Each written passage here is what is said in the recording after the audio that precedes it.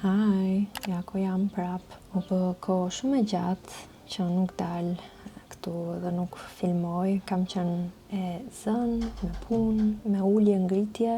Gjithë kjo periudha, domethënë nga prilli, po themi deri tani, ka qenë intensive, roller coaster, goxha. Ka qenë një periudhë me mësime të reja, dhe është akoma një proces mësimi, sepse po më duket pak e vështirë të them drejtën, të pasurit një studio tënden. Jam ndjerë shumë e pasigurt edhe pak e pa aft, me thënë drejtën. E di që s'duhet të flas kështu për veten time, po është e vërteta. Prandaj edhe kam qëndruar pak larg, sepse nuk kam pasur pikën e dëshirës, me thënë drejtën, edhe jam ndjerë shumë e pasigurt dhe jam në një udhkryq. Nuk e di se si do vazhdoj dhe ku do shkoj jeta ime, karriera, puna. Çdo gjë është, hajde ta provojmë, hajde shkojmë, okay.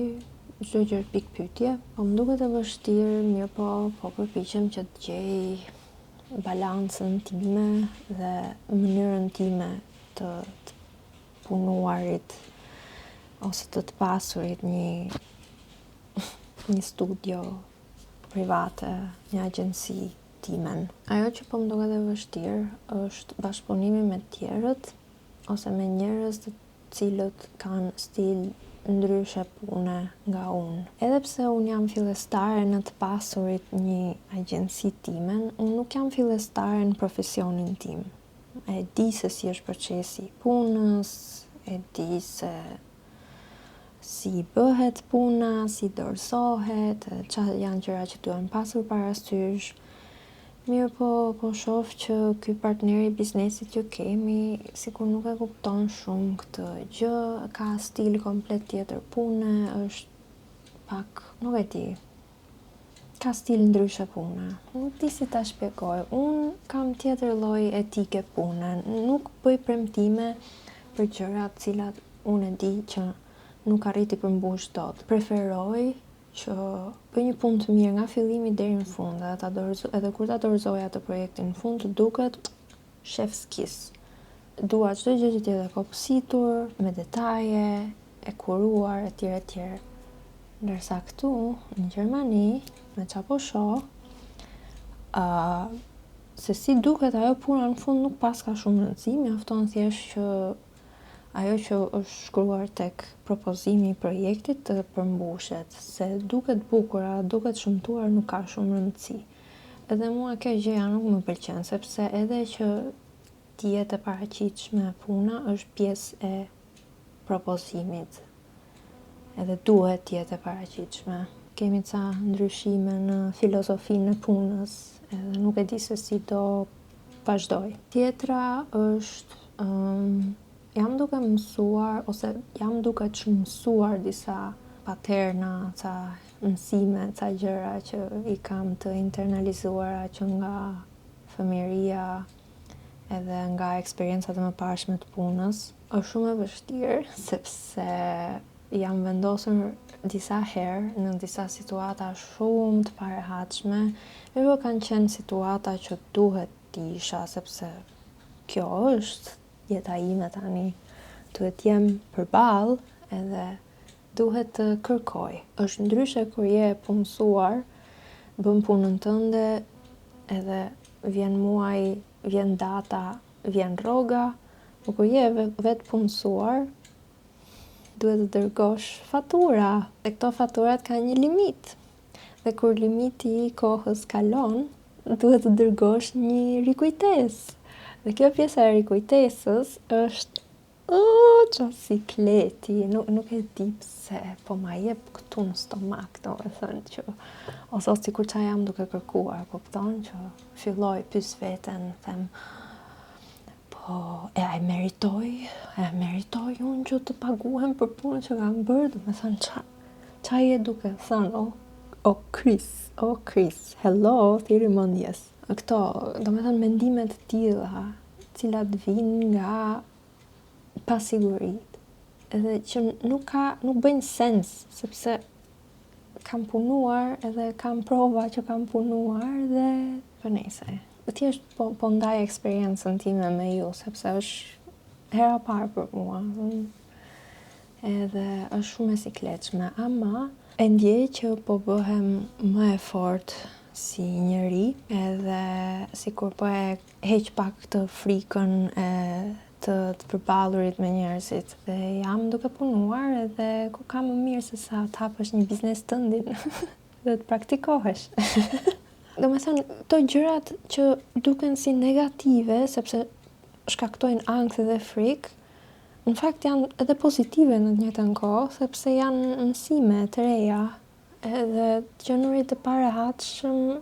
qenurit në një situatë parahatshme në fakt është mirë, sepse del nga zona e komfortit edhe mëson diçka edhe për veten tënde, mëson se okay, këtu duhet punoj një çik, por gjithashtu mëson edhe që mund t'ja dal, nuk qenë kaq e frikshme sa mendoja. Është një rrugtim interesant, shumë uli ngritje, po interesant. Kam 1-2 projekte në të cilat jam duke punuar tani, shumë interesante edhe ato. Nuk mundem t'ju tregoj asgjë për momentin, sepse jemi në fazat e para, por në vazhdim shpresoj që të kem mundësinë që të ndaj më shumë me ju, sepse mendoj se edhe juve do ju pëlqente, të shikoni se me çfarë gjërash po merrem, edhe mund t'jenë edhe gjëra që mund t'ju interesojnë juve, që për veten tuaj. Një nga arsyet edhe pse e ndava me ju hapjen e agjencisë ishte sepse doja që ta regjistroja këtë rrugtim, sepse dua që ta mbaj mend, dua që të shoh se si ka qenë fillimi, pas disa kohësh, domethënë dua të shoh se si ka qenë fillimi, edhe se sa kam ndryshuar ose sa është rritur puna. Po ju them, nga ato muajt e parë ka qenë, nuk e di, lëmsh, nuk kam ditur se ku kam pasur kokën. Ka qenë pak e frikshme, jam ndjerë si kur kam pasur një balon që më bante në kurriz, në ajër, ndjeja si kur nuk I kisha këmbët në tokë fare, absolutisht, thjesht isha në ajër, kështu, duke u munduar që të komandoja balonin me trup, sepse këmbët nuk I kisha në tokë. Nëse do e përshkruaja ndjesinë e këtyre muajve, kjo është ndjesia. Imagjinojeni vetë, domethënë. Po I rikthehem pak punës edhe flasim pak më vonë. Dhe do përpiqem që të filmoj, të regjistroj pak më shumë, sepse në fakt nuk është se kam dalë shumë, gjithë rutina jon ka qenë vetëm zyr, shtëpi, vajtje ardhje, rrugë, bëj ndonjë pazar, edhe flej gjumë, kaq, domethënë. Nuk kam pasur as energji dhe as ndonjë motivim ose frymëzim për të filmuar dhe për të ndarë ndonjë gjë me ju. Edhe nëse do kisha ndarë diçka, do kishte qenë thjesht unë e mërzitur edhe duke u ndjerë shumë negative. Dhe nuk kam dashur që ta shpërndaj negativitetin tim ashtu, sepse kur jam duke kaluar periudha të vështira, preferoj që ti përpunoj me veten time, ti reflektoj, mbasi ta kem kuptuar se çfarë kam kaluar, atëherë ndihem e gatshme që të dalë të flas me njerëzit edhe të ndaj eksperiencën. Por kur jam duke kaluar vështirësi, dua ta kaloj vetëm, faleminderit. Gjithsesi, duhet pasur gjithashtu parasysh edhe që puna ka ngarkesën e vet. Vëmendja ime nuk është se mund të shpërndahet në shumë gjëra për një herë, sepse është shumë e lodhshme, edhe nuk dua që të kaloj ndonjë burnout, edhe nuk dua. Kam vendosur që prioriteti im por prej kohësh, domethënë, është vetja ime, si ndihem unë, pastaj janë tjerët. Okay? No hard feelings, po nëse unë nuk jam mirë me veten time, nuk jam mirë as për tjerët, kështu që prioritet për momentin kam të ndihem sa më e shlodhur dhe sa më e qetë, sepse ndryshe nuk bëj dot as edhe një punë të mirë, kur jam e stresuar, e nevrikosur, e lodhur, e frustruar, qa pune do bësh kur ndihesh ashtu. Një arsye tjetër pse nuk kam qenë shumë aktive gjithashtu ka qenë edhe sepse kam ndjekur protestat në Shqipëri.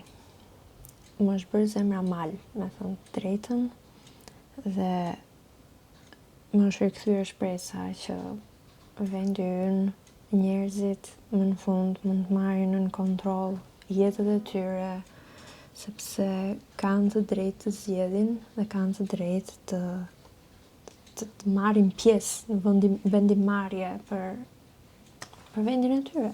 Dhe qershori ka qenë gjithashtu shumë emocional edhe i ngarkuar, sepse kam qenë gjatë gjithë kohës edhe përveç punës kam qenë edhe duke parë në Instagram, duke shpërndarë sa më shumë të mundem se çfarë po ndodhte për Shqipërinë. Kam një ndjesi të mirë. Kam një ndjesi që gjërat do ndryshojnë, shpresoj. Edhe nuk duhet të dorëzohemi. Nuk duhet të dorëzohemi.